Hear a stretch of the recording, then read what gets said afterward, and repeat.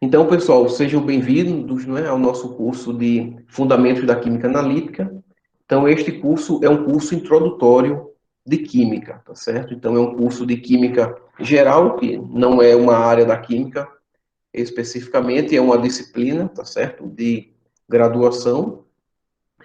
E a disciplina de Química Analítica, que é uma área da Química, tá certo? Então, a gente vai falar sobre essas coisas a partir do nosso encontro de hoje, tá certo?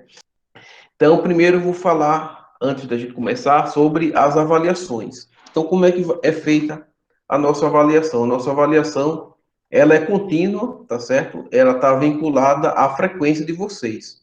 Então, a frequência, ela é por entrega de atividade, ok? Então, nós vamos ter, neste período, 10 atividades, tá certo? Uma atividade por semana.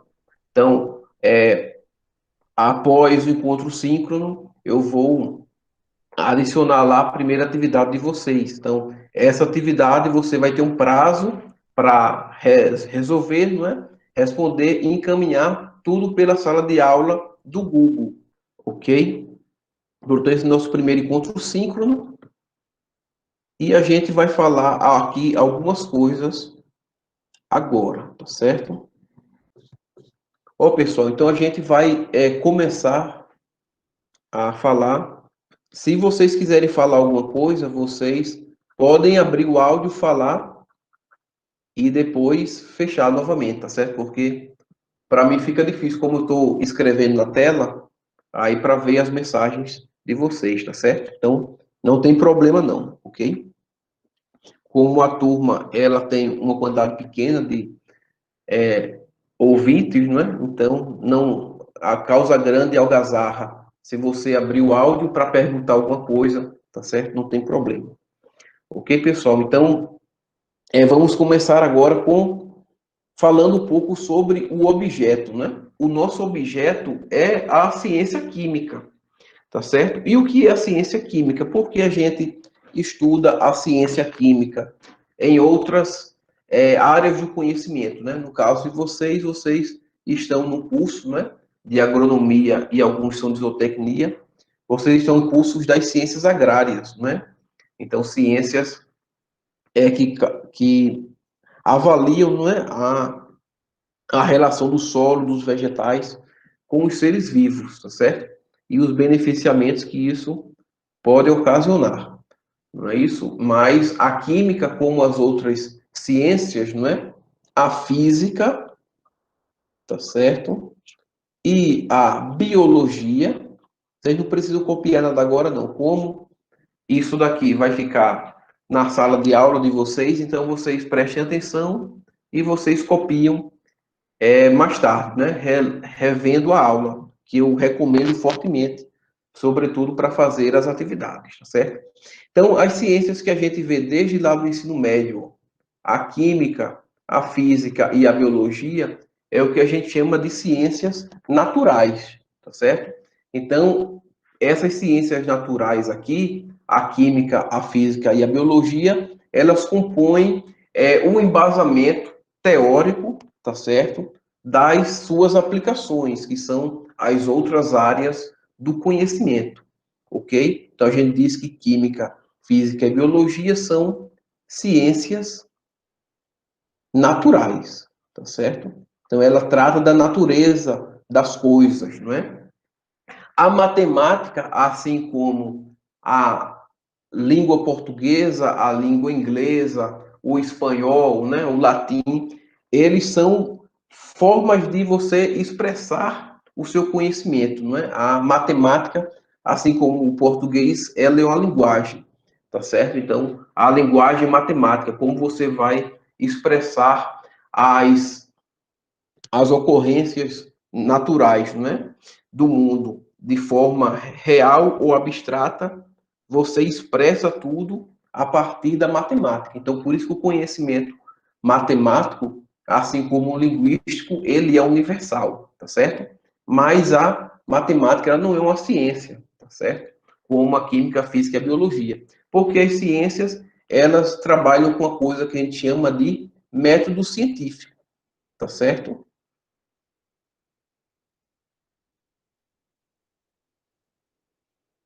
Então, a ciência, ela não é um achismo, tá certo? Então, o que eu falo aqui para vocês é de forma, às vezes, fácil, às vezes complicada, é o trabalho de centenas ou milhares de cientistas que, ao longo do tempo, eles foram verificando aqueles experimentos e foram refazendo os estudos dos seus antepassados e foram vendo que realmente aquele fenômeno natural ele era real, tá certo? Então, o método científico é o que torna a química, a física e a biologia diferente do que a gente vê lá no WhatsApp, no Facebook, no Instagram, aquelas três linhas que dizem que a Terra é plana, né? Que dizem que vacina mata, todas as coisas prejudiciais, fruto do senso comum. Isso não é ciência, não é? É como a gente chama de senso comum. E o senso comum, ele é terrível. Não é porque o senso comum ele é terrível, porque ele é fácil de você compreender, porque ele pega muito da intuição, tá certo? E de algumas experiências mal elaboradas do cotidiano, né? Que não foi feito nenhum estudo sobre aquilo e toma como uma verdade, tá certo? E isso é muito prejudicial, não é? Então, hoje em dia, por exemplo, a gente está em 2020, certo? Indo para 2021, a menos de um mês de 2021, e a gente ainda tem pessoas que, para se promover no meio não acadêmico, né, mas no meio midiático, afirmam que a Terra não é redonda, tá certo? Afirmam que as vacinas não funcionam, certo? Afirmam que não há o que a gente chama de variação climática, não é? Que era antigamente chamada de aquecimento global, né? Mudanças climáticas. Então, afirmam tudo isso por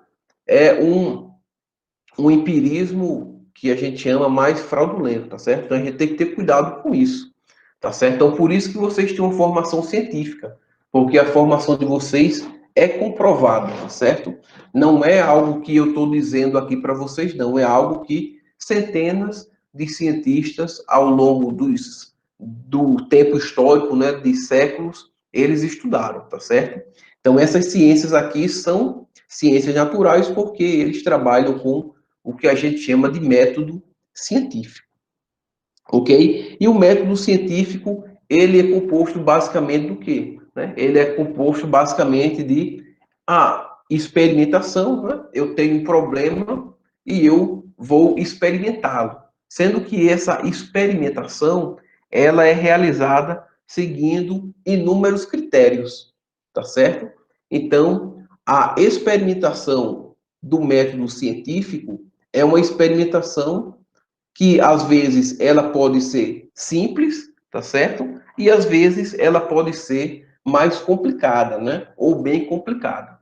Mas a experimentação e o desenvolvimento de teorias e hipóteses, né? A partir dessa experimentação é o que vai me dizer que eu estou trabalhando com método científico. Então, por exemplo, se eu quero saber do que é constituído o meu solo, não é? Então, para descobrir qual é a constituição do meu solo, então eu tenho metodologias científicas, né, métodos de análise, que a gente vai falar mais à frente, que vão dizer o que compõe aquele meu solo, qual a proporção do que constitui aquele meu solo. Também eu quero saber o que constitui um vegetal, uma planta, uma flor, né? O que está contido numa pétala de uma rosa, tá certo? O que é constituído a luz solar, ok? Então, o que é constituído uma rocha. Então, tudo isso eu consigo determinar a partir do método científico, né? Seria o início de tudo, tá certo? Então, essas ciências aqui, química, física e biologia, vocês sabem que elas têm focos de estudo diferentes, né? Então, a biologia, por exemplo, ela estuda os seres vivos, né? Como os seres vivos, eles se desenvolvem, se reproduzem, certo? Então, como esses sistemas, eles permanecem vivos e como a vida ela é algo natural no nosso planeta. A física ela vai estudar as leis da natureza, né? Então a física é o estudo das leis da natureza e tem um viés mais macroscópico.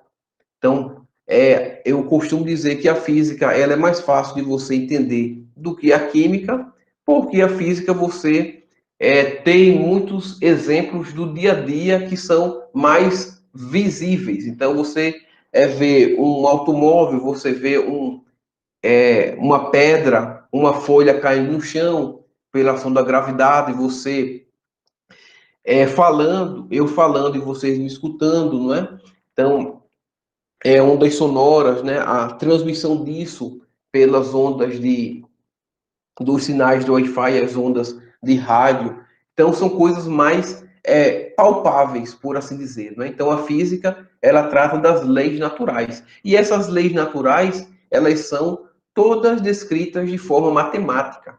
Então, a física, ela usa muito a matemática. Assim como a química também utiliza muito a matemática, porque as duas descrevem fenômenos naturais, tá certo? A física numa escala maior e a química em uma escala menor, né? A química, ela estuda as leis naturais no sentido das substâncias, certo? Então, eu posso dizer, em linhas gerais, que a química é a ciência que estuda as substâncias, ok? Então, tudo que a gente estuda na química, a gente estuda em forma de substância. Então, como essas substâncias elas interagem umas com as outras, como elas reagem, né? Como elas se transformam umas em outras. Então, quais as propriedades dessas substâncias, certo? Qual a energia que está envolvida nos processos das substâncias e transformar umas em outras. Então, a química, ela estuda as substâncias, tá certo? Mais especificamente, as transformações das substâncias. Porque é através da transformação das substâncias que nós conseguimos identificar as propriedades das substâncias, tá certo? Então, recapitulando, essas três ciências naturais aqui que a gente estuda lá desde o ensino médio, a biologia, a física e a química, eles têm focos de estudo diferentes, né? Então, a biologia estuda os seres vivos, a física estuda as leis naturais, certo? E a química estuda as substâncias, né? Então, por isso que a gente diz que a química é uma ciência experimental, porque grande parte do seu arsenal teórico, ela está baseada em experimentos, tá certo? E a química, assim como a física, né, também como a biologia, sendo que a biologia a gente vê um embasamento mais teórico, na maioria das vezes, né? A física, como ela trata de leis naturais, a matemática ela é bastante presente, e na química também a matemática é bastante presente, mesmo que na química a matemática que nós utilizemos corriqueiramente para a resolução de problemas no dia a dia, cotidiano, sejam mais elementares, mais simples do que o tratamento matemático que nós damos aos fenômenos que a física estuda, tá certo? Mas a química estuda muito as substâncias através de teorias matemáticas também. Ok, pessoal? Alguma pergunta até agora, alguma dúvida, podem falar. Não se acanhe não, viu? Ok, então, a química, né? A gente viu que a química é uma ciência natural e viu que a química, ela estuda as substâncias, tá certo? E por que a gente acha a química tão difícil, né? A gente acha a química difícil lá desde o ensino médio, se teve um bom ensino médio ou não. A gente acha a química difícil porque a química ela trata muito de fenômenos microscópicos. Então, se a gente trata de fenômenos microscópicos, Então, a gente está dizendo que são fenômenos que são difíceis da gente enxergar, da gente visualizar. Então, se eu falo para vocês que eu estou aqui na minha mesinha jogando uma caneta sobre a mesa ou jogando uma caneta sobre o chão, se eu digo a vocês que eu estou pegando um copo com água e estou lançando ele contra a parede, né? Se eu estou aqui com o ventilador refrescando, estou com o ar-condicionado ligado, todos esses fenômenos você imagina eles com a maior facilidade, não é? Porque são todos fenômenos macroscópicos.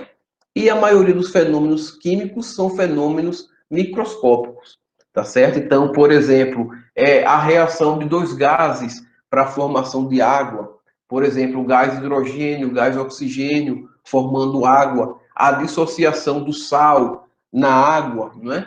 Então, esses são fenômenos que a gente precisa puxar mais pela nossa abstração, né? Pela nosso conhecimento abstrato, para que nós consigamos visualizar, tá certo? Não da maneira correta, mas de uma escala visível, né? Macroscópica.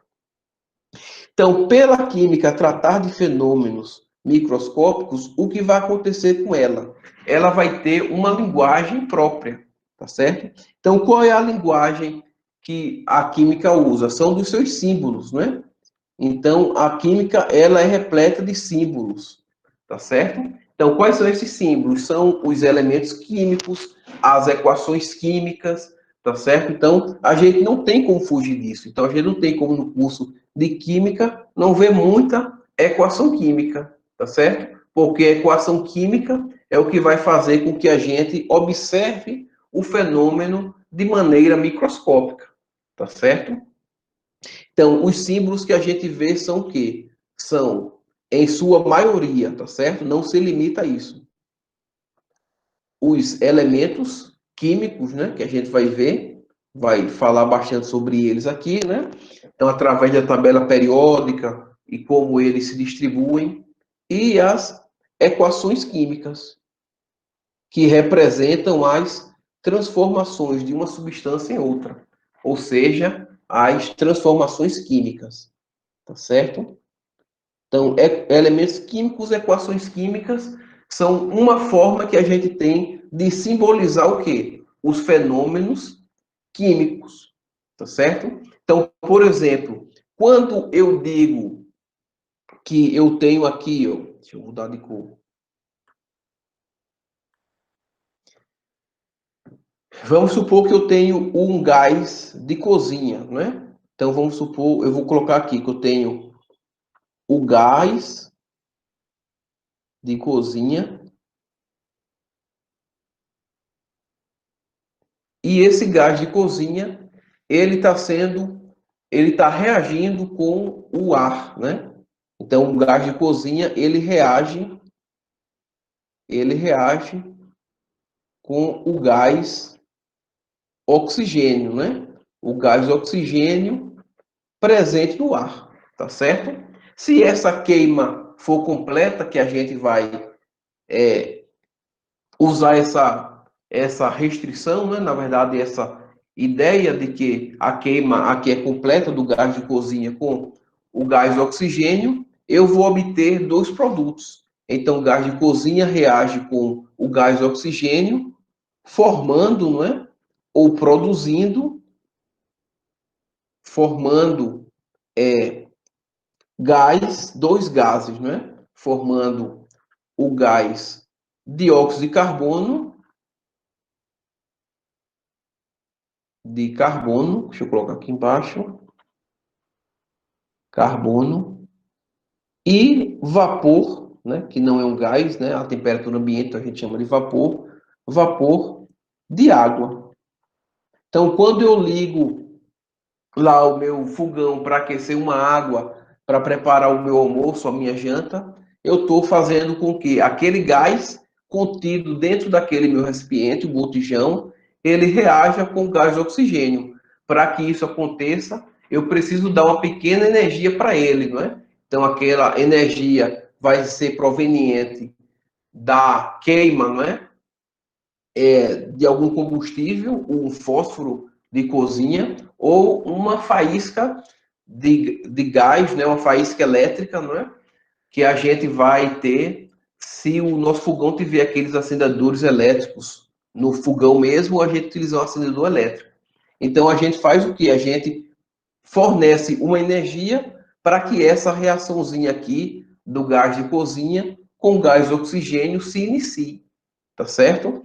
Então, sempre que a gente faz esse processo, a gente está realizando, né, em linhas gerais, esse fenômeno aqui, né? Essa transformação de uma substância e outra em outras duas substâncias.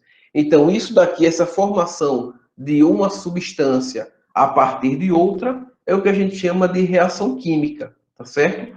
Então, a reação química, a gente vai simbolizá-la a partir de símbolos químicos, tá certo? Então, o gás de cozinha, ele é um gás bem complexo, não é? Ele tem uma mistura de gases, mas ele tem um gás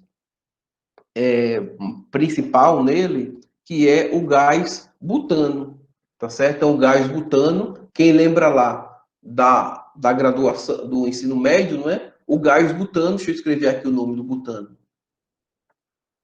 Gás butano, ele é um gás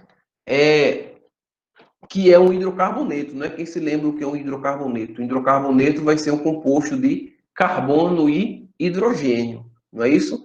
Então, but, esse prefixo aqui, significa que ele é formado por 4 átomos de carbono, não é? Um átomo de carbono eu chamo de met, não é? 2 átomos de carbono eu chamo de et, 3 átomos de carbono, ou um átomo de carbono met, 2 et, 3 prop, e 4 eu chamo de but, tá certo? Depois continua. PNTX, certo? Então eu tenho aqui esse meu prefixo que indica essa minha quantidade de carbonos, né?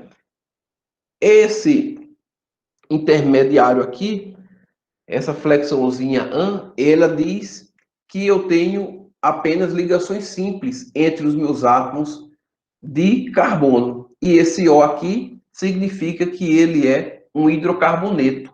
Se eu só tenho ligações simples entre os átomos de carbono e é um hidrocarboneto, ou seja, que é formado por carbonos e hidrogênio, então o restante das minhas ligações aqui, não é que meu carbono ele é tetravalente, razão pela qual, né, uma das razões pela qual ele faz tantas ligações químicas, tá certo?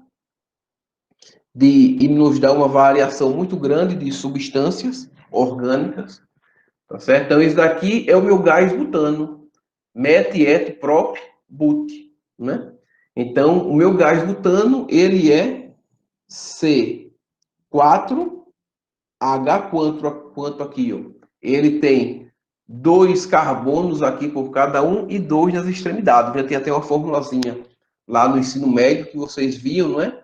Que era CnH2n, não é? Mais 2, não é isso? A fórmula dos alcanos, não é isso? Então eu tenho 4 carbonos e tenho quantos hidrogênios aqui? 2 vezes 4, 8, mais 2, 10, não é? Então eu tenho 10 hidrogênios. 1, 2, 3, 4, 5, 6, 7, 8, 9, 10 hidrogênios. Então eu tenho C4H10, gasoso, né? Que é a minha forma, né? Esse meu gás aqui, a temperatura ambiente, ele está nesse estado físico, né? Ou estado de agregação, que a gente fala mais no ensino superior. Então, C4H10 gasoso mais o gás oxigênio. Quem é o gás oxigênio? O gás oxigênio é outra substância, não é? Ele é composto de uma dupla ligação entre 2 átomos de oxigênio, tá certo? Então eu tenho aqui mais o oxigênio gasoso também, porque é um gás. Estou representando aqui meu estado físico, certo? Então eles vão reagir, tá certo? E vão formar o gás dióxido de carbono, que vai ser um gás formado por um átomo de carbono e 2 átomos de oxigênio, tá certo? Então é o que eu chamo de O2 gasoso, mais vapor de água, que a água a gente já conhece, não é? Que é um átomo de oxigênio ligado a dois átomos de hidrogênio, na nossa querida molécula de água, no estado de vapor. Então, observe que o que eu fiz aqui, eu transcrevi uma frase, não foi? Para uma equação química. Então, essa equação química, ela representa, ela simboliza o que está acontecendo na minha reação química. No caso, o que está acontecendo aqui, quando eu digo que o meu gás de cozinha, ele reage com o meu gás oxigênio para formar o meu gás dióxido de carbono e vapor de água, certo?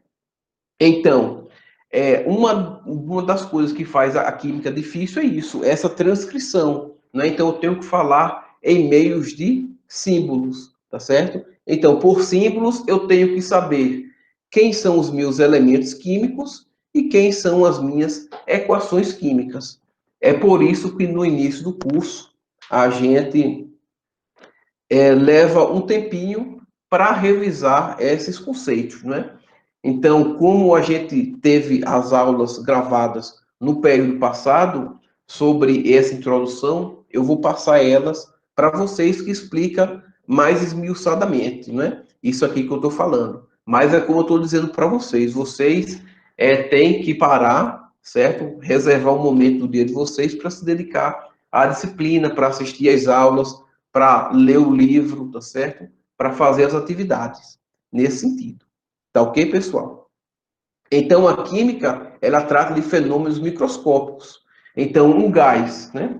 Então, a gente, muitas vezes, não vê um gás reagindo com o outro. Né? No caso do nosso gás de cozinha com gás de oxigênio, a gente consegue observar porque tem a chama, né? E vai depender também da iluminação. Se estiver muito claro, eu nem sequer vou ver essa chama, né? Se eu tiver com a baixa iluminação, eu observo melhor essa minha chama. Então, essa chama que aparece quando eu queimo gás de cozinha é um indicativo que está ocorrendo uma transformação química. E o que está saindo dessa reação, que é o vapor de água e o gás hidrogênio, o vapor de água, perdão, e o gás dióxido de carbono, ele não é observável, tá certo? Mas como é que eu sei que eles estão lá, né? Então existem experimentos que eu consigo fazer para coletar esses gases e observar que esses gases são eles mesmos, né?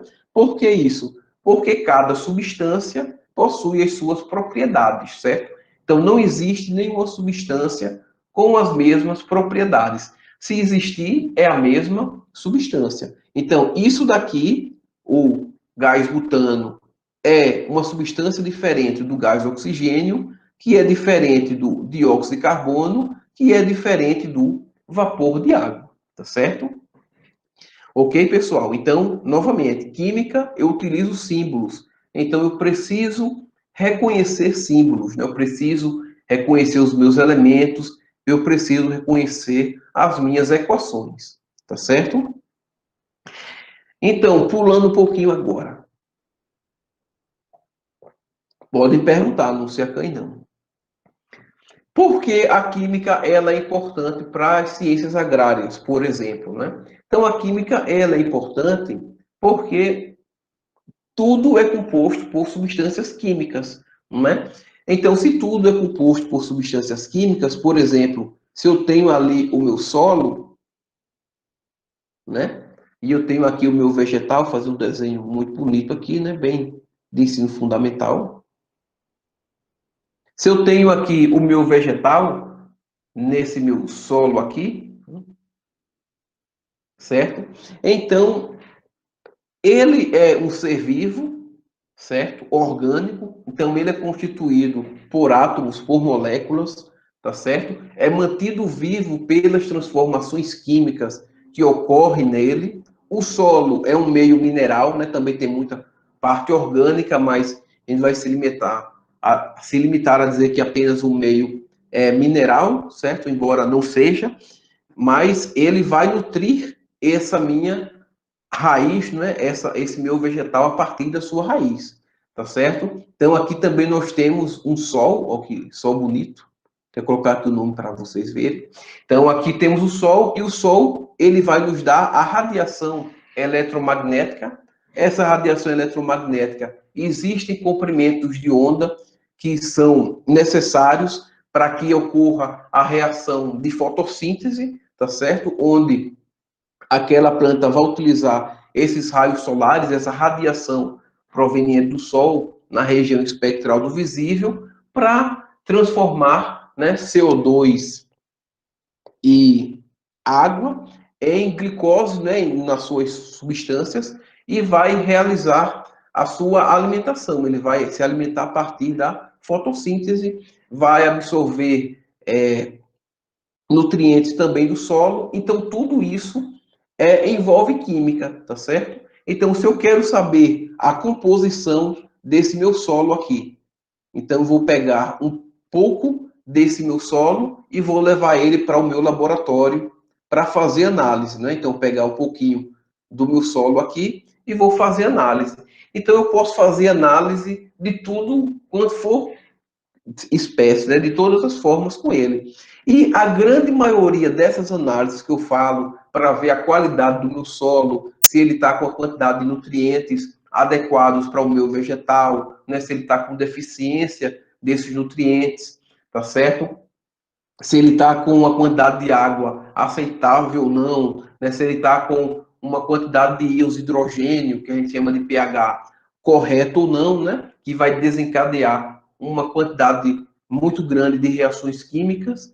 Então, tudo isso é o que eu faço no meu laboratório, através do que a gente chama de análise química, tá certo? Então, esse meu solo aqui que eu pego, eu posso fazer uma grande quantidade de análise, ou seja, de avaliações daquele meu solo. Eu posso fazer avaliações qualitativas de identificação, que a gente chama.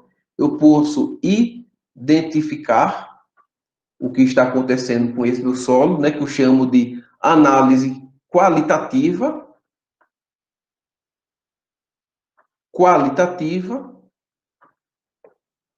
e posso também quantificar o que tem aqui nesse meu solo, que eu chamo essa quantificação de análise quantitativa.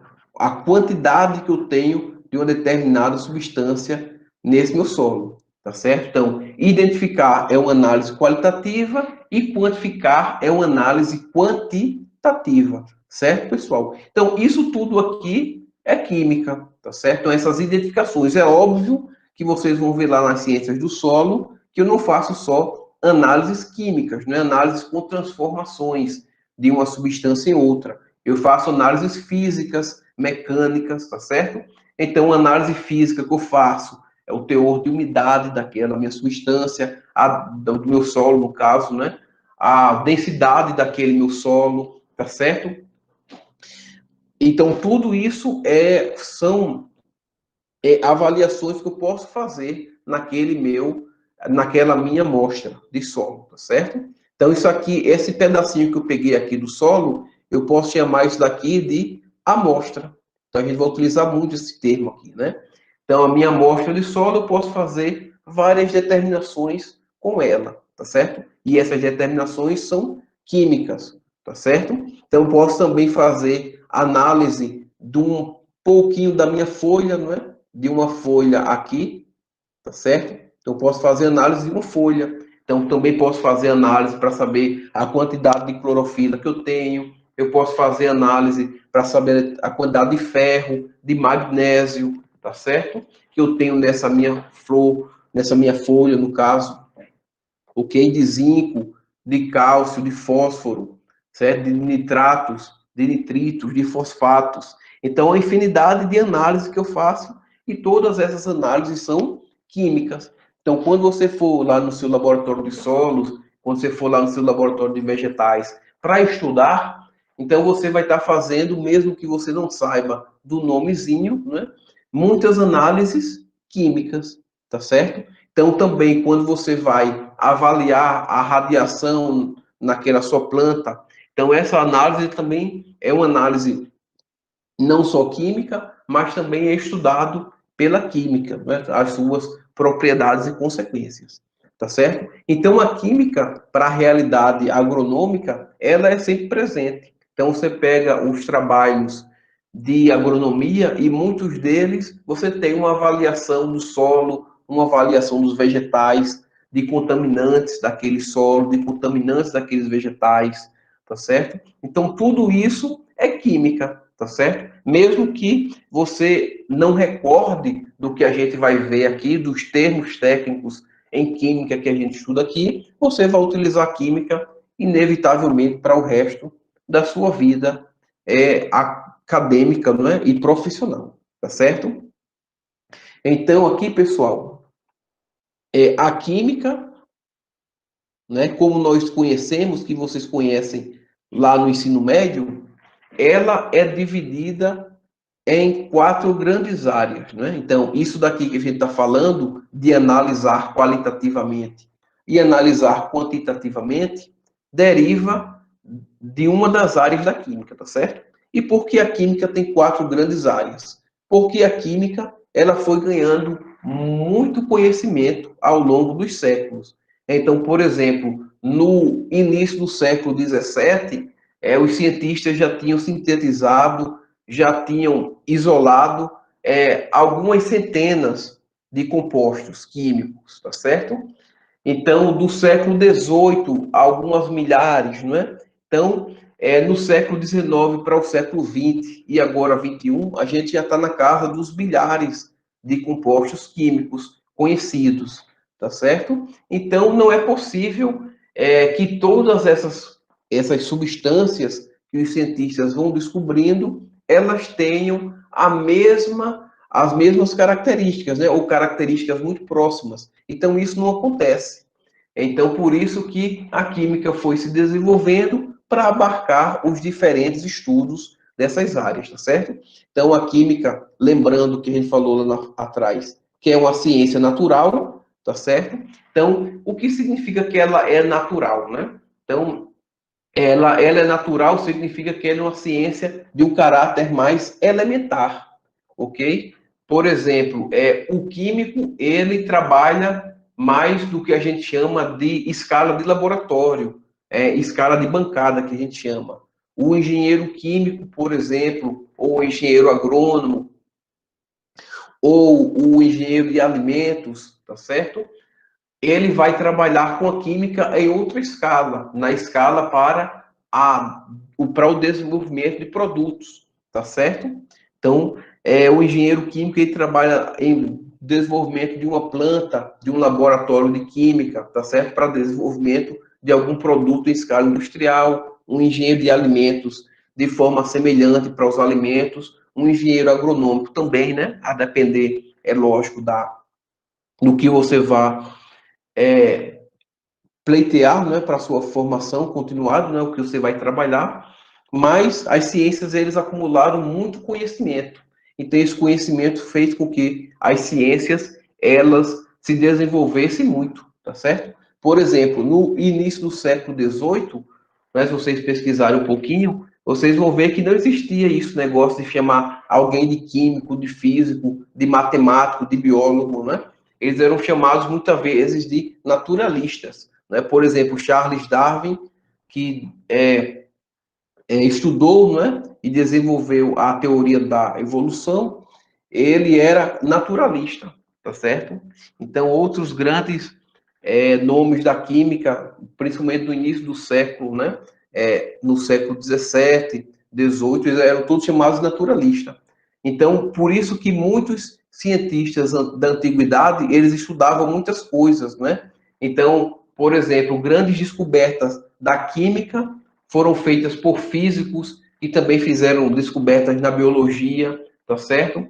Na medicina, ok? Eu estou falando dessas três ciências porque a gente tomou como base que elas são ciências naturais, tá certo? Mas também fizeram descobertas na farmácia, em outras áreas do conhecimento humano, tá certo? Então, a química ela é dividida em química inorgânica, que vocês já devem ter ouvido falar, não é? A química inorgânica é a química que não estuda os compostos do carbono, né, na sua forma para o desenvolvimento de sistemas orgânicos, de sistemas muito especializados, né, à base de carbono, né? Então, por isso que tem esse nome, de não orgânico, né, que é muito chamado de mineral. Então, toda vez que você vê em agronomia falando em minerais, então está falando de compostos inorgânicos, tá certo? Todo mineral é um composto inorgânico, ok? Então, temos também a química orgânica, que vocês já conhecem, não é? Que vocês veem bastante no ensino médio, aquele exemplozinho lá do gás butano que a gente fez, né? Que é um hidrocarboneto. Ele é um hidrocarboneto e é um composto orgânico, né? Então, faz parte da química que estuda os compostos orgânicos, né? Então, a gente tem duas outras partes da química, que é a físico-química e o que a gente vai estudar aqui, que é a química analítica. Tá certo? Então, nós vamos estudar a química analítica, que é a química das análises, né? É a química das determinações, das identificações e quantificações, tá certo? Então, a química analítica é isso, ela estuda as análises, ela estuda as medidas químicas, tá certo? Então, a analítica estuda, vou colocar aqui para a gente não esquecer, estuda as medidas em análises químicas.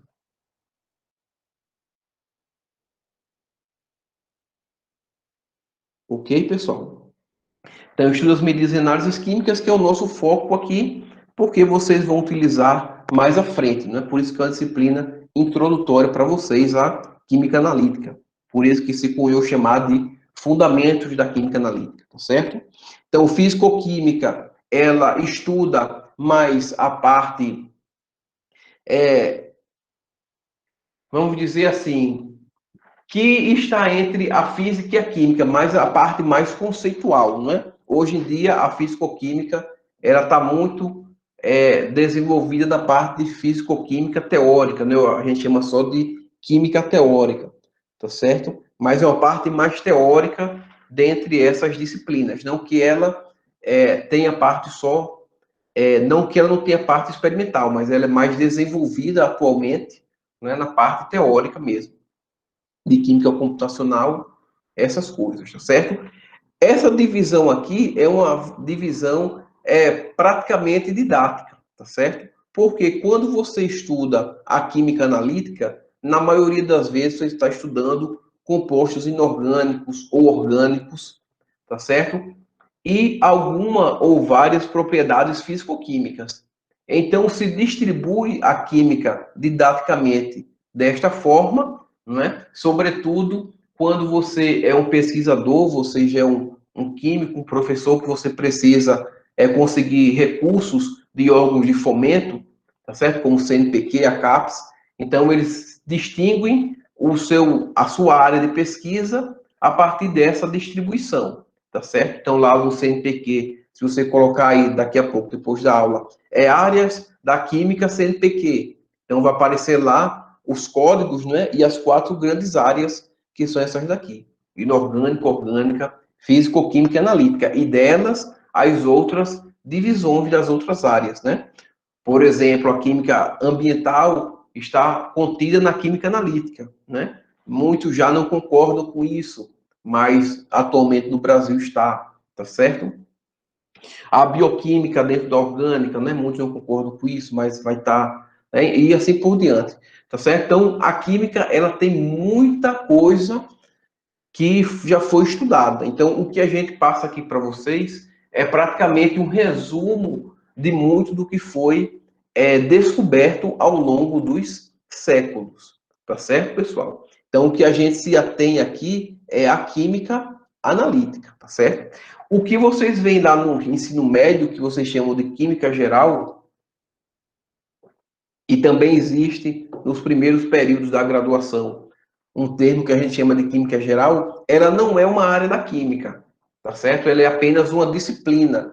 É como se fosse uma introdução à química, tá entendendo? Porque a química não tem uma disciplina, por exemplo, introdução à química, né? Não existe esse termo, né? Como existe, por exemplo, introdução a zootecnia, introdução à agronomia, introdução à engenharia de pesca, que os alunos novatos eles vão tendo uma ideia do que se estuda naquele curso, não é?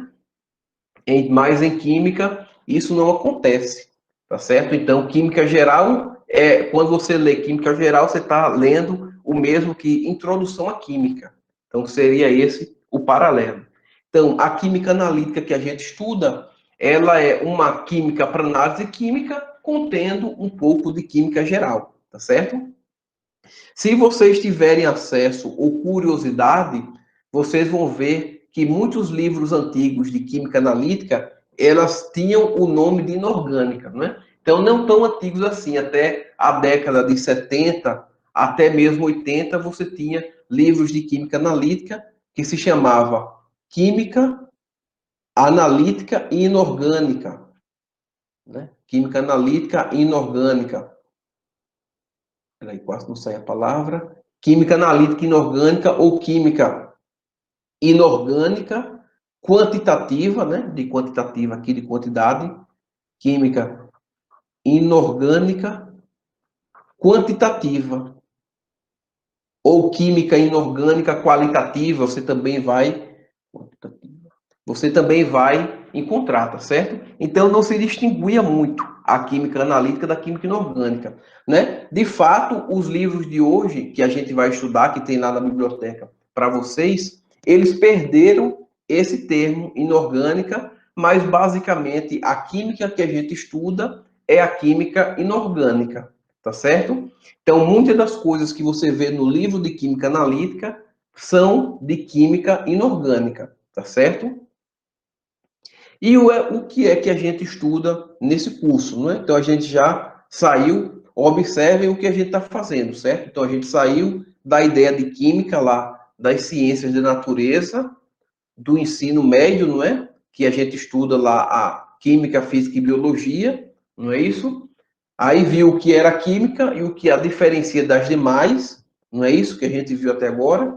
Então, viu que a química ela é microscópica, então trabalho muito com símbolos, não é? Esses símbolos são o quê? Os elementos químicos, que a gente vai falar mais adiante, as equações químicas, que a gente trabalha com elas até o final do curso, e viu que a química, ela se divide também, e que essa divisão da química, a gente utiliza ela nas outras ciências, tá certo? Porque quando a gente precisa analisar o solo, analisar uma flor, tá certo? Analisar um animalzinho, a gente precisa de conhecimento químico, tá certo?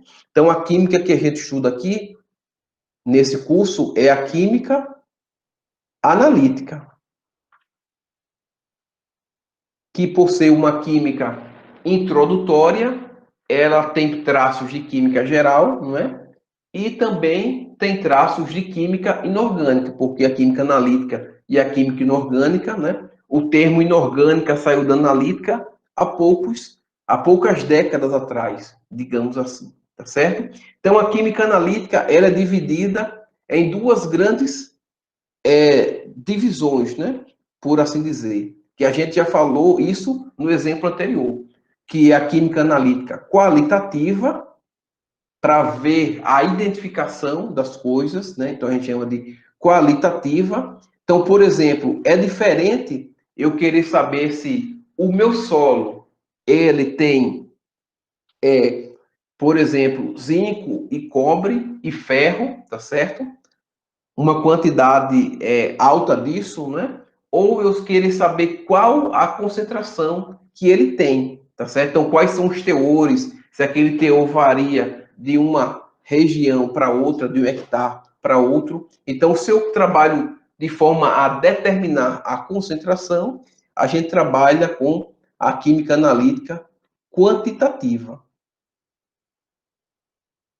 tá certo? Então, a gente vê as duas coisas aqui, né? Então, a gente vê se prende mais à química analítica quantitativa, tá certo? Então, essa química analítica quantitativa de determinar concentrações, ela, por sua vez, ela é dividida. Vou colocar aqui, quantitativa, né? Química analítica quantitativa, ela, por sua vez, ela é dividida em em duas ou mais áreas, né? A gente vai dividir ela em duas áreas aqui, certo? Que vai ser a química analítica quantitativa clássica, tá certo? E a química analítica quantitativa instrumental, que a gente chama, tá certo? Então, observe, ó, química analítica qualitativa, quantitativa. Da quantitativa, a gente está trazendo a quantitativa clássica e a quantitativa instrumental, tá certo?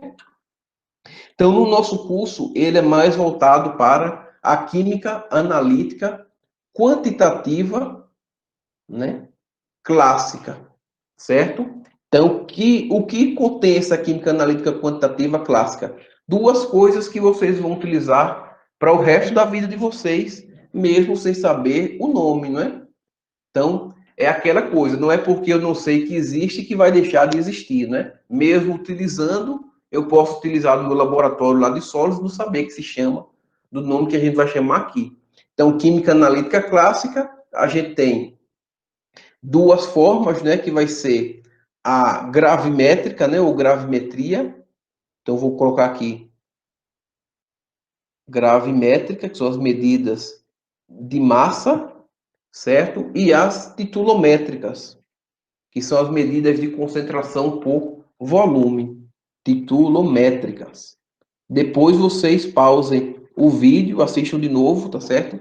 E anotem tudo isso daqui direitinho como eu estou falando, ok? Então, química analítica quantitativa clássica, gravimétrica e titulométrica. Então, basicamente, o que a gente vê no curso é isso. Então, os métodos gravimétricos são os métodos que envolvem a massa, certo? O que significa isso? Significa que eu vou ter que determinar algo pesando. Então, eu utilizo o que a gente chama, e eu vou desenhar aqui bastante para vocês, né, de uma forma bem bonita, muito mais bonita do que nos livros didáticos, né? Que é a nossa, ó, como ficou bonito dessa vez. Finalmente eu acertei, né? Então, a gente chama de balança analítica. A balança analítica, ela possui o quê? Ela possui quatro casas decimais, certo? Quatro ou cinco casas decimais. Então, na minha balança aqui, nesse visorzinho aqui que eu desenhei, vai ficar 0,0000, certo? Então, significa que isso daqui, a gente vai ver mais à frente, é a precisão da minha medida, tá certo? Então, essa minha medida aqui que eu vou pesar na minha balança analítica, ela tem quatro casas decimais. A gente tem a balança semi-analítica, que tem três casas decimais, só três zeros aqui, e as balanças de precisão, que é o que a gente utiliza no supermercado para pesar carne, né?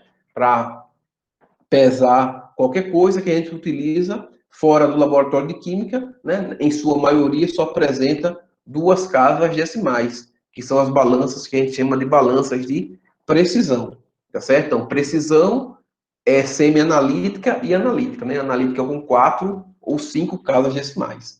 Então, quando a gente utiliza ela para determinar alguma coisa, a quantidade de alguma concentração, a gente está utilizando o método gravimétrico. Quando a gente utiliza outra coisa que eu vou desenhar aqui também bastante para vocês, que eu particularmente gosto muito de desenhar, né? Nunca fica bonito, mas é quase isso aqui, que é a nossa bureta, né? A nossa querida bureta.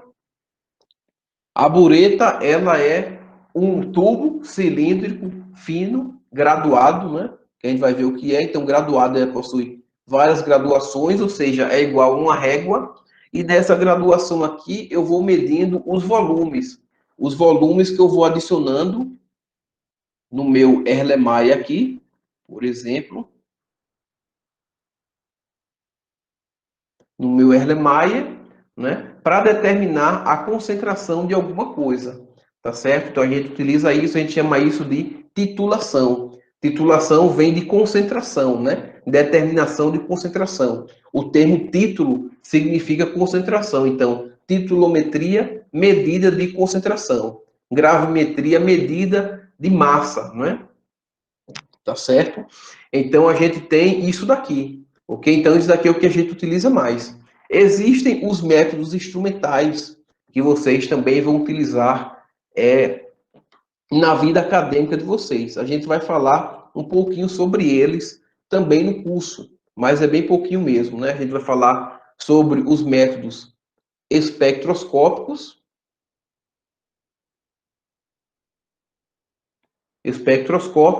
e os métodos eletroanalíticos.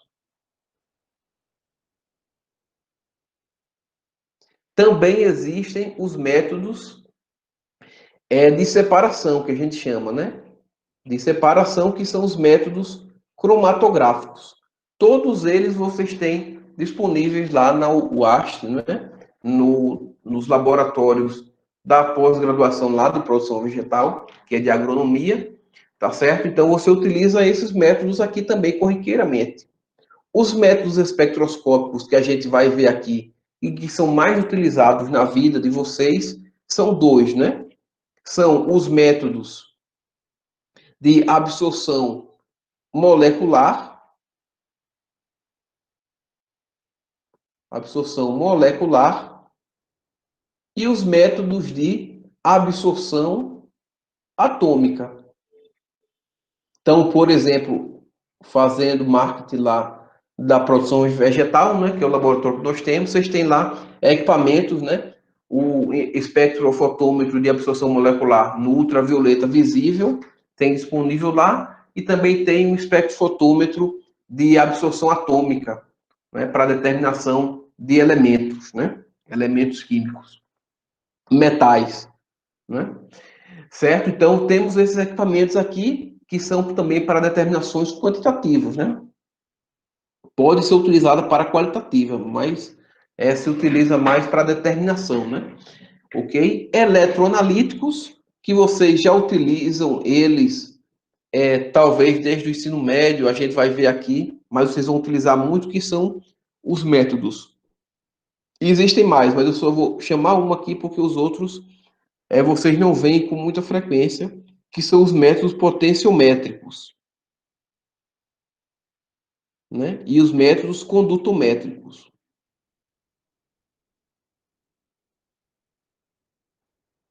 Métodos potenciométricos e métodos condutométricos, ou condutimétricos, certo? O método potenciométrico que vocês conhecem é o pHmetro, né? Que vocês conhecem ou vão conhecer, que a gente vai ver aqui também, é o pHmetro. Então, o pHmetro, eu tenho um eletrodo de pH, né? Um eletrodo que a gente chama de íon seletivo.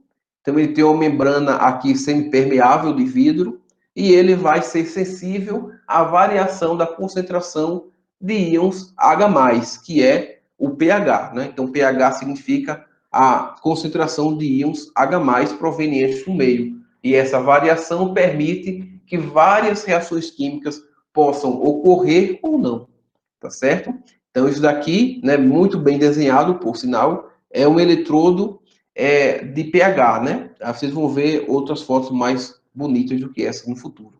E condutometria vocês também utilizam, né, principalmente na análise lá de solos, né, o pHmetro também. O pH é uma medida muito importante, né, para se avaliar o solo, mas vocês também utilizam o método condutométrico, que é a condutância, né, que é um eletrodozinho que é composto por dois eletrodozinhos de platina, certo? Dois pedacinhos de platina aqui, e ele vai medir a condutância, ou seja, a mobilidade de íons, certo? A mobilidade de cargas positivas e negativas de um lado a outro, tá certo? Então, essa quantidade, quanto maior, maior vai ser a condutância, tá certo? Então, quanto maior carga, maior condutância. Então, dos métodos eletroanalíticos, vocês utilizam mais esses dois aqui. E os métodos de separação, como vocês trabalham com coisas muito complexas, né, do ponto de vista químico, por exemplo, vegetais, né, plantas são extremamente complexas, né, e seus extratos. Então, vocês trabalham com os métodos cromatográficos.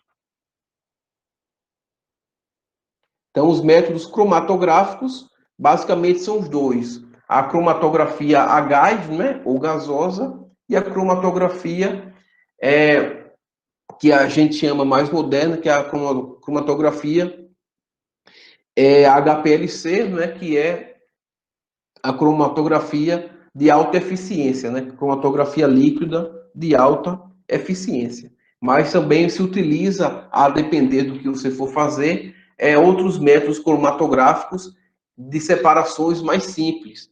Por exemplo, cromatografia em papel, né, que a gente chama de cromatografia em camada delgada, cromatografia gasosa, cromatografia por coluna, né? Que é um tubozinho, parece uma mureta, sendo um pouquinho mais grosso, que você coloca lá um agente para separar as substâncias, né? Carbonato de cálcio, por exemplo. Então, os métodos de separação, eles são, como o nome diz, para separar a composição das substâncias. Então, por exemplo, se você está lá no seu laboratório e você quer saber se o extrato, por exemplo, de uma determinada substância, algaroba, né, por exemplo, ou NIM, ou que seja o vegetal, qual a constituição dele, se eu posso isolar aquele constituinte mais ativo dele, então eu tenho que separá-lo, tá certo? Então, os métodos de separação são métodos cromatográficos, e para determinar a constituição final, a gente utiliza outros métodos espectroscópicos ou eletroanalíticos. Isso daqui tem uma grande quantidade, certo? Isso aqui não é só isso, né? Isso aqui é só de exemplos que vocês utilizam com mais frequência. Mas existem mais de 60 métodos espectroscópicos, né? Mais de 10 métodos eletroanalíticos, né? Dos mais modernos, mais de 10 métodos cromatográficos, tá certo? Mas os espectroscópicos realmente que trabalham com a absorção ou emissão, né, de luz, então eles têm uma grande quantidade deles. Tá certo, pessoal? Então é basicamente isso que a gente estuda no curso, certo? Então, calma que daqui a pouquinho eu estou acabando. Então, continuando aqui essa ideia que a gente está colocando, para entender esses métodos, né, vou colocar aqui o nome de novo, química analítica, para entender esses métodos da química analítica, a gente precisa conhecer um pouco a química geral inorgânica por trás dele, né? Então a gente precisa saber o que é uma equação química, precisa saber como é uma solução química, né? Precisa saber preparar uma solução química, que são coisas bem fundamentais, né? Como o nome do curso identifica para a gente. Então, o que a gente estuda aqui no nosso curso, né? Além dos conceitos fundamentais, né? Ou seja, saber o que é uma equação química, o que é uma reação química, né? A gente estuda as soluções, né? Que você já deve ter visto lá no ensino médio. Soluções aquosas, né? Que são misturas homogêneas. A gente vai falar mais deles nas próximas aulas, tá certo? E, inclusive, já tem vídeos prontos que eu vou colocar para vocês, que foram do período passado. Então, como eu disse, assistam aos vídeos, né? Façam as suas atividades, não deixem para entregar as atividades na última hora, não deixem para fazer de última hora, porque você vai querer copiar do coleguinha, e o coleguinha vai querer copiar de vocês, né? E os dois vão ficar com um zerinho, tá certo? Então, isso vai acontecer neste PLE. Então, soluções são misturas homogêneas, ou seja, que possuem apenas uma única fase. E as soluções são o foco principal da química analítica, porque se eu possuo uma única fase, significa que toda a minha constituição daquela minha solução, ou seja, daquela mistura homogênea, ela está bem distribuída, né? A gente chama que a minha solução ela tem uma propriedade que a gente chama de isotrópica. Isotrópica. São o que é uma propriedade isotrópica? Significa que eu tenho a mesma constituição em qualquer proporção, né? Então, iso igual trópica, trópicos. Significa que qualquer região daqui que eu pegar usar o que a gente chama de alíquota, né? Então, pegar aqui, ó, 10 ml, né? Vamos supor que aqui eu tenho 10 litros, tá certo? Então, pegar 10 ml aqui desse meu becker, então 10 ml ele vai ter proporcionalmente a mesma concentração, por exemplo, de íons sódio, né? Se for uma solução de cloreto, de íons cloreto, tá certo? De íons H+, né? De íons OH-, ok? Vão ter a mesma concentração de 1 ml, tá certo? De 1 microlitros, né? Proporcionalmente, eles vão ter a mesma concentração, ou seja, a mesma quantidade por volume daquela minha substância. Tá certo, pessoal? Então, isso é uma propriedade muito importante. Por quê? Porque se eu não mantenho a minha quantidade constante, né, para o meu volume, né, ou seja, a minha concentração constante, eu não vou conseguir fazer nenhuma inferência, né? Então, todos esses métodos aqui que eu falei para vocês, eles só existem porque eu estou trabalhando com soluções, tá certo? E na sua grande maioria, soluções à base de água, né, que a gente chama de soluções aquosas, onde o solvente é água. Tá certo, pessoal? Então, para tudo isso daqui só vai acontecer se eu tiver soluções, ok? Por quê? Porque eu não tenho como determinar uma concentração se ela for variável. Então, imagine o seguinte, deixa eu apagar aqui. Então, imagine o seguinte, vamos supor que isso daqui é uma amostra. Apaguei demais. Então, vamos supor que esse meu becker aqui,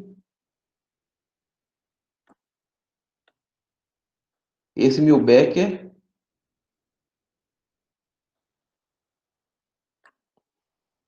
ele vai ser uma solução, não uma solução, ele vai ter aqui dentro, em 10 litros, ele vai ter uma amostra lá do meu solo, né?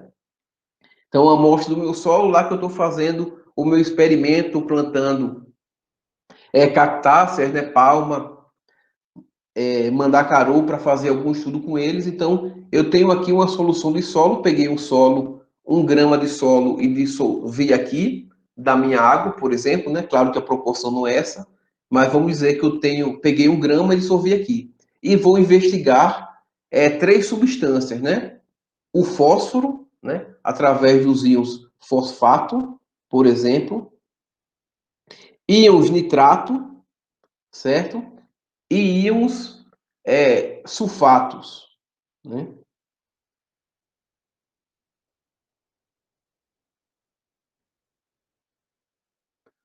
Tá certo? Aqui 2 minutos.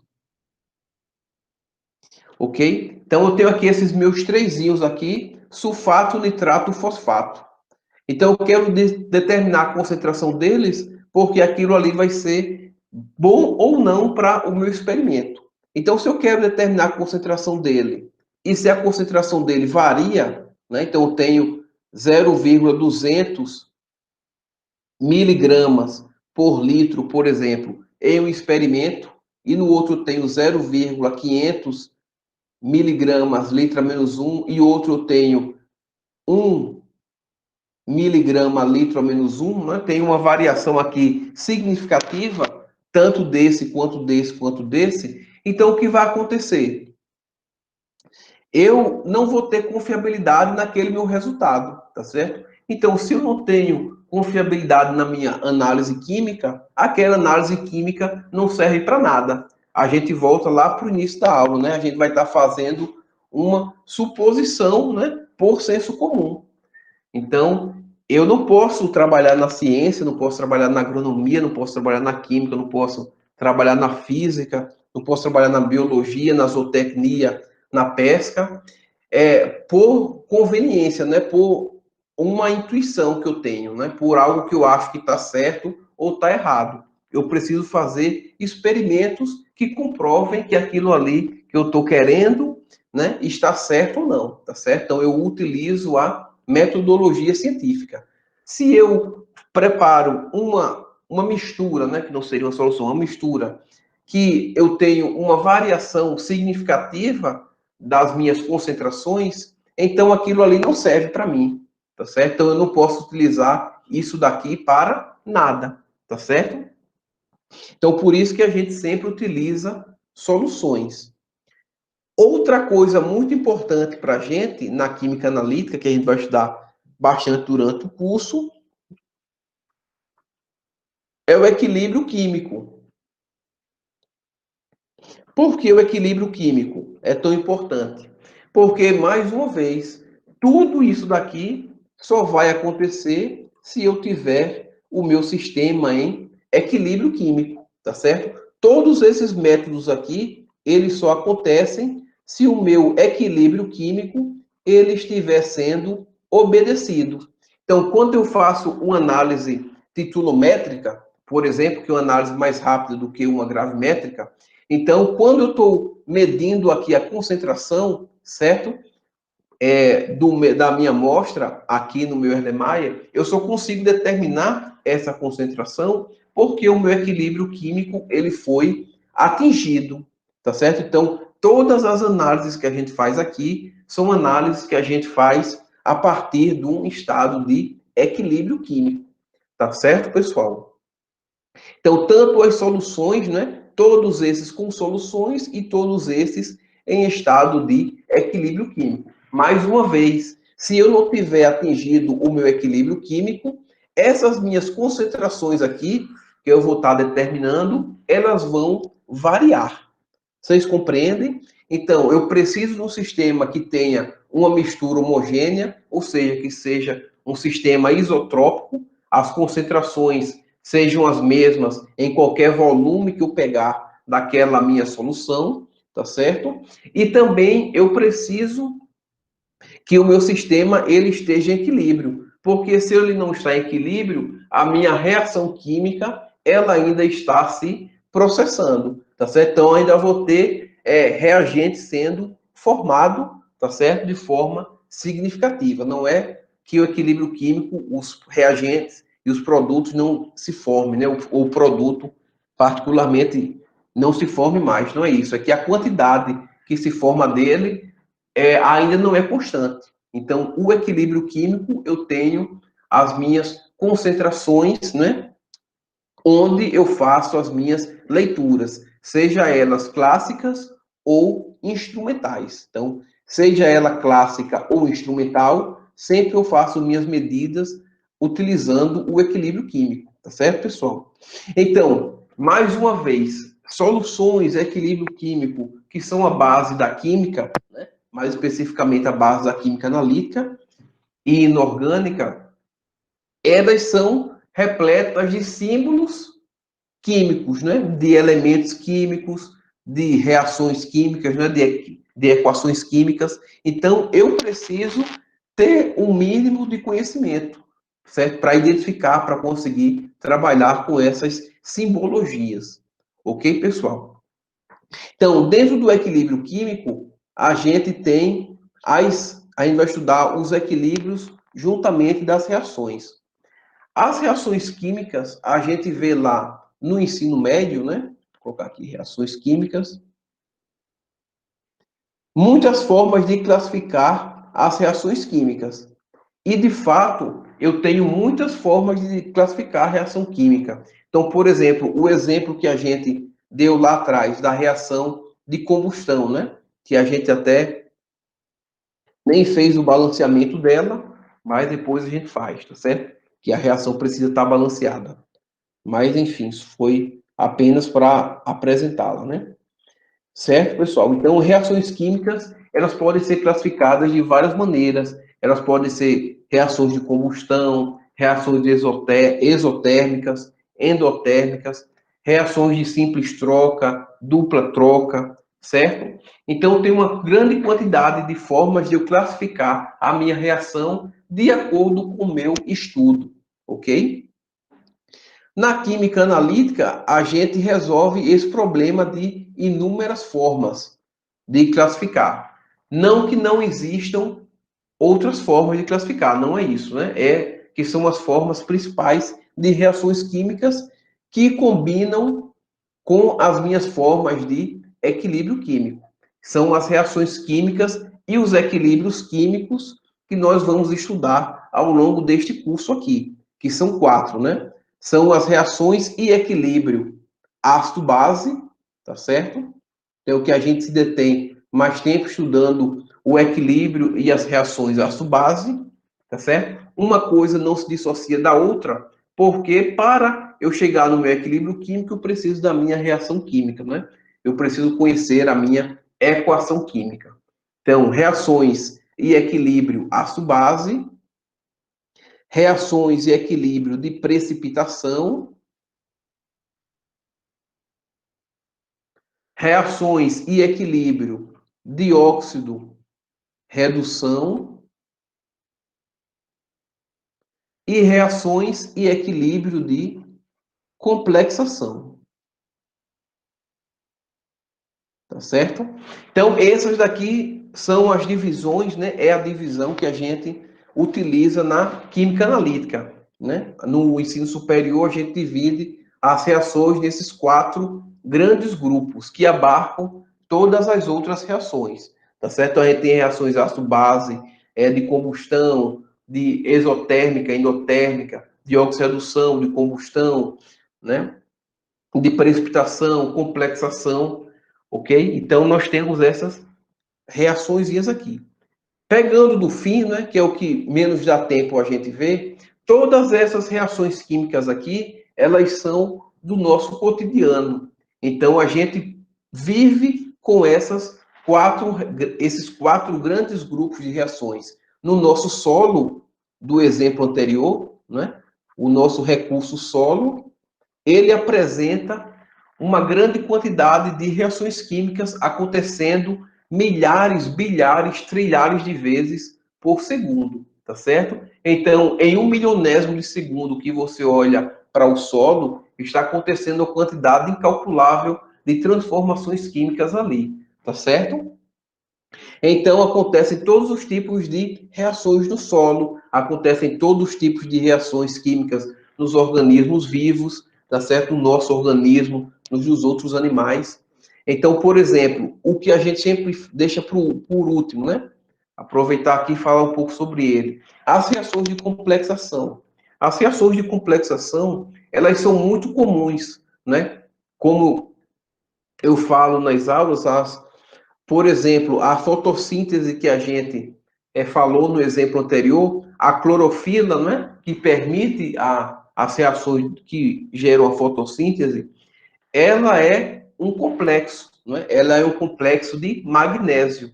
Então, ela é uma estrutura grande, onde eu tenho um íon metálico no centro, né? A gente vai ver isso mais à frente, e toda uma organização ao seu redor. O nosso sangue, né? Os glóbulos vermelhos, tá certo? São responsáveis pelo deslocamento, né? Pela mobilidade do oxigênio nas nossas células, né? A respiração celular. Ele também é um complexo de ferro, tá certo? Então, quando você vê lá no CSI, naquelas séries de televisão, que eles colocam um reagente fluorescente, que é o luminol, né?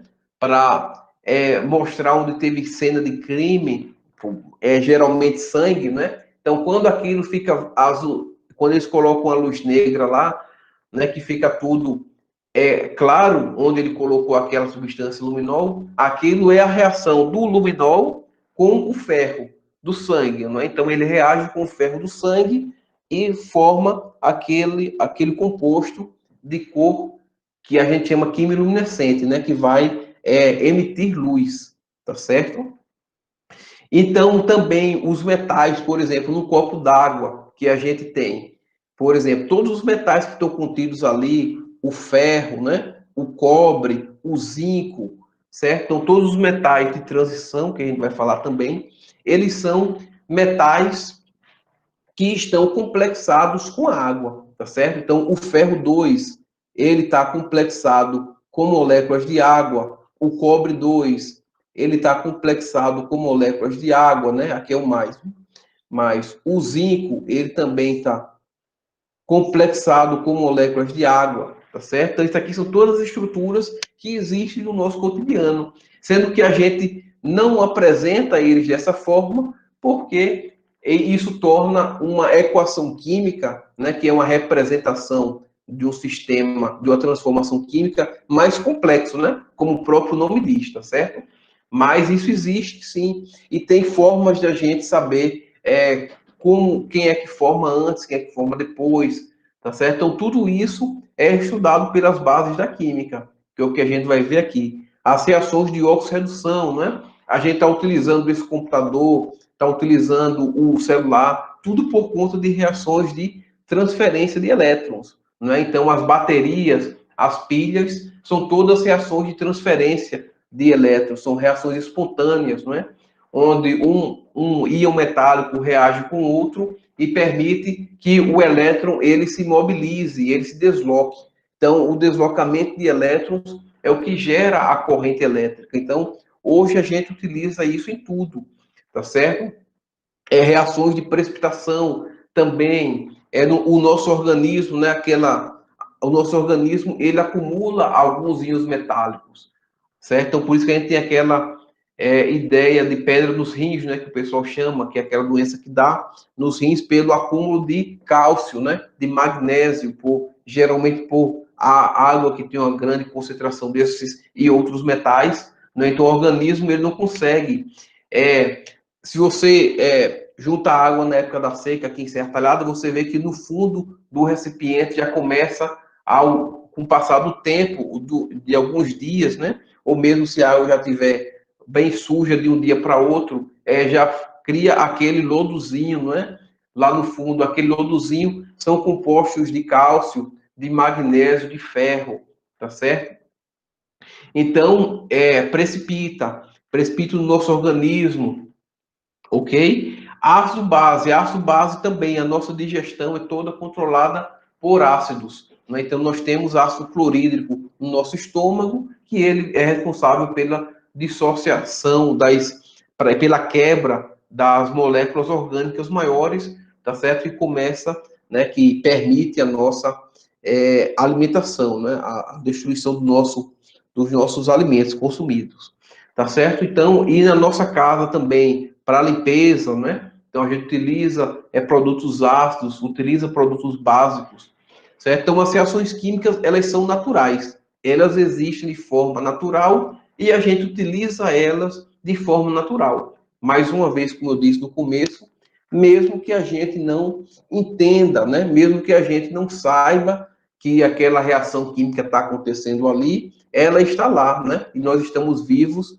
graças a elas, né? Então, mais uma vez, tudo isso que eu estou falando para vocês não é achismo da minha parte, né? Então, isso é o resumo de centenas, de milhares de trabalhos de cientistas, de pessoas que dedicaram a sua vida acadêmica, a sua vida profissional, através dos anos, né? Através dos séculos, para que a gente tivesse essas conclusões, tá certo? Então, tudo que a gente vê hoje e no decorrer de todo o nosso curso são conclusões de muitos estudos, de vários experimentos que foram replicados em vários momentos históricos ao longo do tempo. Não é nada que seja tirado da minha cabeça, não, tá certo? Então, isso é o que difere a ciência, né, que utiliza a metodologia científica do senso comum. Então, do senso comum, as pessoas tiram a coisa da cabeça, porque acha que é daquele jeito, então mas não funciona assim, né? Então, vocês,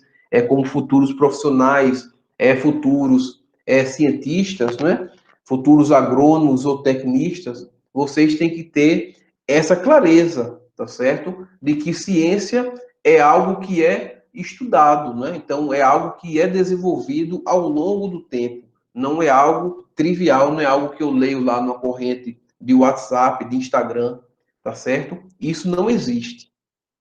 Tá certo, pessoal? Então, eu já vou finalizar aqui para a gente não se prolongar mais. Alguém tem alguma dúvida para eu finalizar aqui na apresentação?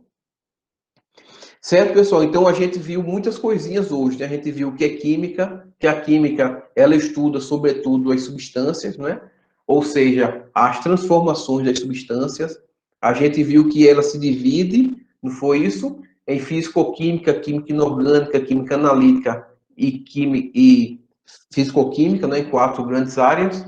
E a gente estuda a química analítica, que é a química das medidas, né, de análise química, né? Só para finalizar, né, para eu ir aí falar com vocês no finalzinho, as pessoas muitas vezes confundem a química analítica, né, sobretudo a área de estudo da química analítica, que é muito grande, tem até um videozinho já feito, né, que eu vou mandar para vocês do período passado, para vocês verem. Confundem química analítica, né, vou colocar aqui química analítica versus análise química, né? Então, as duas coisas não são iguais, tá certo, pessoal? Então, é diferente isso daqui, ok? Então, química analítica não é análise química, certo? Então, por que eu estou falando isso? Porque é bem recorrente, até profissionais já acham isso. Química analítica, ela é uma ciência, né? Então, ela faz parte da química como uma grande área, né? Ela estuda as medidas, né? As medidas. A química analítica, ela, ela estuda novos métodos de análise, tá certo? Então, é isso que a química analítica faz. Ela estuda novos métodos de análise. Já a análise química é o que cada um de vocês faz no laboratório, o que eu faço no laboratório, o que quando você vai fazer exame de sangue, né, de urina, no posto de saúde, você vai fazer uma análise química, ou seja, você vai pegar um método que já existe e vai utilizá-lo novamente, né? Então, é um uso mecânico que você faz, não é um desenvolvimento de algo novo, tá certo? Então, você está fazendo uma utilização técnica de vários métodos que já existem, tá certo? Então, a utilização técnica não é o desenvolvimento do método. Então, por exemplo, quando você vai fazer a análise do seu solo lá, então você quer determinar a quantidade de íons fosfato no seu solo, ou íons nitrato, sulfato, que seja. Esses íons aqui, eles sofrem grande influência dos outros componentes do solo. Então, de acordo com o solo, o método que você utiliza como oficial pode dar um falso negativo ou um falso positivo, como a gente chama, tá certo?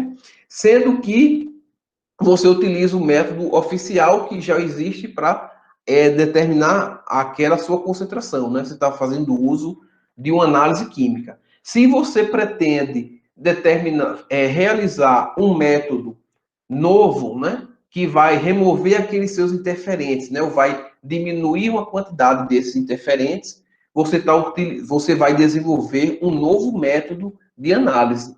Então, ao desenvolver um novo método de análise, aí sim você está trabalhando com o foco de estudo da química analítica, tá certo? Então, o que você vê no livro de química analítica são apenas fundamentos de química analítica. Não é o que a química analítica estuda hoje. Então, você não vai chegar no laboratório de química e a pessoa está estudando uma titulação ácido-base como se fosse a primeira vez, não. Ela pode estar utilizando aquilo ali para um novo estudo, né? Então, para que você consiga fazer um novo estudo, você precisa, inevitavelmente, de um aporte teórico, tá certo? Então, tudo que você vai fazer na sua vida, formalmente ou informalmente, né, na vida acadêmica ou na vida profissional, no seu emprego, seja ele qual for, você está fazendo uso de conhecimento. Então, você precisa estudar, mesmo que indiretamente, aquilo ali. Então, se você vende medicamentos, se você é atendente de um caixa de supermercado,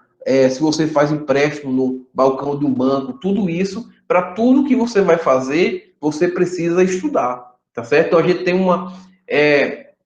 um medo muito grande da palavra estudar, como se estudar fosse algo que a gente não fizesse, né? Mas a gente estuda, a gente aprende muita coisa rotineiramente, tá certo? Então, para estudar química, para saber química, né, que é o nosso foco nessa disciplina, né, aprender alguma coisa de química, você também precisa estudar, você precisa se dedicar, você precisa ler, tá certo? Precisa refazer os exemplos, tá certo, pessoal?